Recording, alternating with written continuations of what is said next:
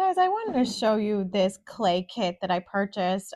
If you're looking to get into either like air dry clay or hand building or polymer clay, this is definitely everything that you will need to help you create things. So it comes with these like boards to roll out and then to actually like measure really perfectly. The roller itself, something to make the circles.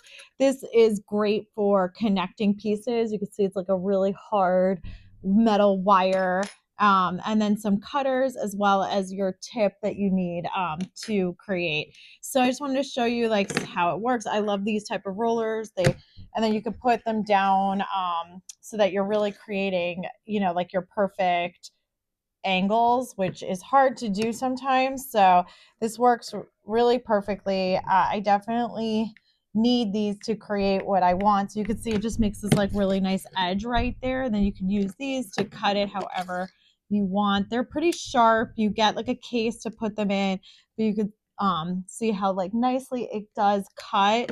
So again, if you're looking to create different types of projects, I wouldn't hesitate to pick this up, so that you have the tools that you need to start making different types of clay.